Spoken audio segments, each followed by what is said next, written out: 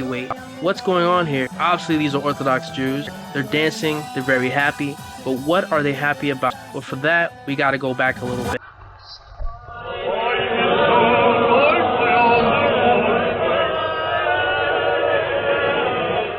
Throughout history, Jews have often been persecuted by dictators, by malevolence, by those who want to rob, steal, kill, just because they're Jewish. Easy target. But the strength of Jews have always been the community, and especially the synagogue, also known as the shul. The shul was a place where the community could come together, a place of strength, one place that was safe, where they would study the Torah and they would read the Holy Torah scroll. The synagogue remains, even to this day, the holiest place outside of the Har HaBayis, also known as the Temple Mount, the place where the Holy Temple stood. It remains the holiest place in the world. And for outside of that, it's the synagogue. And the holiest part of the synagogue is the Aron HaKodesh. That's where inside the Aron HaKodesh is the Torah. And when the Torah is taken out and read, there's a elaborate ceremony where they say, "Listen, Israel, God is one." And it's put away, an equally elaborate ceremony.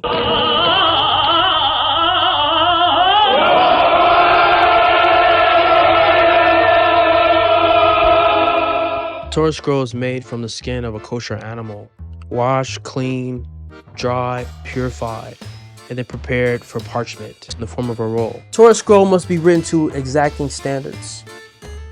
Handwritten with a feather from a beautiful bird, kosher ink, one letter at a time, according to exacting standards. Each letter must be perfect. Each line must be perfect. Any mistakes invalidate the entire scroll. A Sefer Torah, a Torah scroll, takes often a year to write.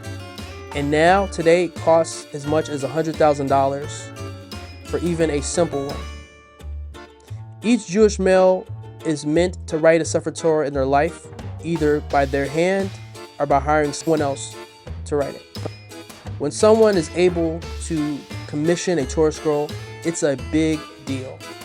This Torah scroll will go on to be used often for generations in synagogues as a center of worship, reading the holy words of God, which must be read at least 3 times a week from the scroll. The reading of the Torah is the most important part of the service. One person is appointed to go up, oftentimes a person who's expecting a baby. They bring and hand the Torah to the person davening for the congregation, praying for the congregation. Then it's given to the person who's reading, and it's read on a special stand called a bima. Then another person is appointed to hold up the Torah and show everyone the words, where everyone will say that these are the words of Moshe given by God. Then it's wrapped up and returned in similar fashion. So now you know why they're so happy.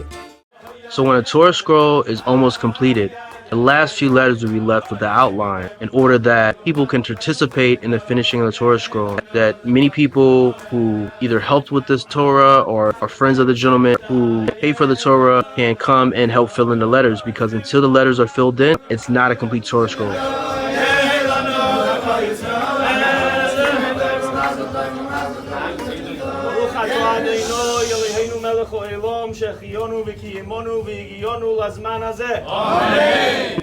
So he just said a blessing over the Torah, that it's a new Torah that's just been completed. Now they're holding up the Torah for Hagbah, which is what we do before we roll up the Torah completely. We hold it up so everyone can see the words of the Torah. Hagbah and Galila. Now everybody's saying Mazel Tov. That means basically congratulations that the Torah scroll is completed. It's the same thing that we sing at weddings or at other celebrations like a bris milah, which is for a baby when they have their circumcision.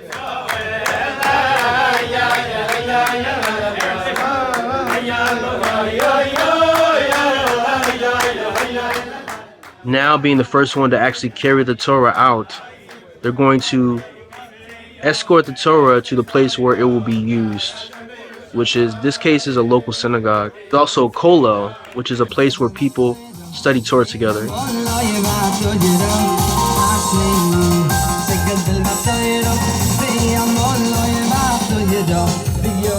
Now, right now, he's singing a song saying that how fortunate Israel is that we have the Torah and that we get so much pleasure from the Torah, from learning the Torah, being around the Torah.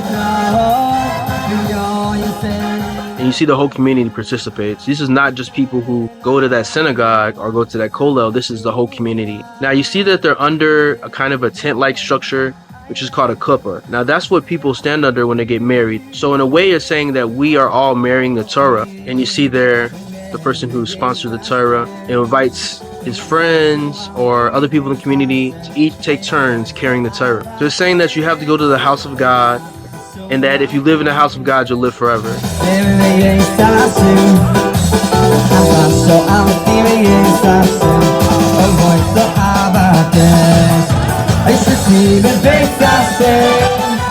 Now this is a location where the Torah will be used. Now you see the dancing continues, and all the Torah scrolls there in the ark are brought out and all dancing together. If you ever serve a Simchos Torah, which is celebration of the Torah, this is exactly what it looks like. We bring all the Torahs out and we dance.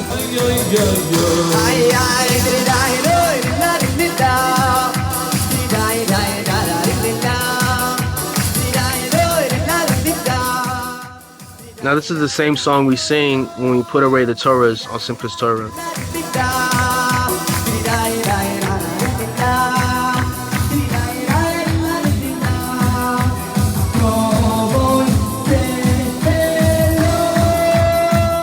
So there you go. So if you ever see this online, now you know what's going on and what it's all about. Take care.